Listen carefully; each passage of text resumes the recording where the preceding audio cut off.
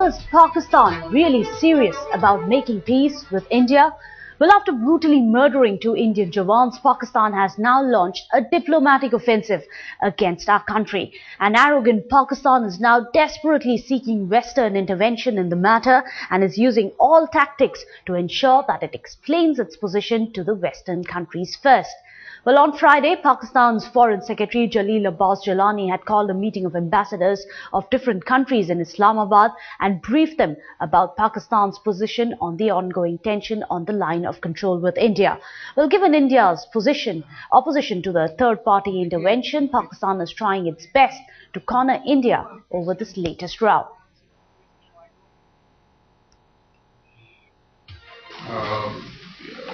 They have one version, we have our own version, and we have reason to believe that the version that we have given, it's a very authoritative version. But in case there is any further effort to establish the factual position, there should be no harm in approaching the third the neutral observers, because after all, what is the mandate of the Their mandate is exactly the same, to monitor the violations and to also investigate the violations. In fact, joining us with the very latest is our Deputy Editor Shiv Arur from Rajouri along the LOC.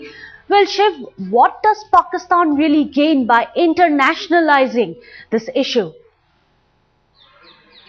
Well, they haven't stopped attempting to internationalize the issue, Meghna. It's been something that they've wanted to do for ages and ages, because, dealing with this entire situation bilaterally simply does not suit Pakistan, because at the end of the day, they want a third party to intervene, because then it can be India and Pakistan, their words against each other, against a neutral observer. Because as far as India and Pakistan is concerned, it's a vicious cycle of diplomacy that never really seems to yield anything.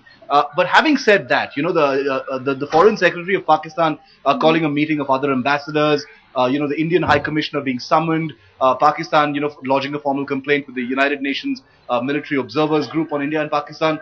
All of these moves, may comprise a diplomatic offensive. But let's remember that in the last 4 to 5 years, and climaxing with the killing of Osama bin Laden inside Pakistan and the continuing drone strikes, Pakistan holds very little diplomatic weight in the international community when it comes to terror and aggression. And therefore, many analysts I've been speaking to on the phone from here in Rajouri even say that these are counterproductive measures, because all countries, regard Pakistan as a sort of heartland of terror, a source of all world terror. So it seems a little funny, a little ironic that Pakistan would try and draw the world's attention to aggression by another country along the line of control. Because remember, India is not just sitting pretty. We may be, hearing very soft things coming out of Delhi, platitudes coming out of the External Affairs Minister and Minister of Defense.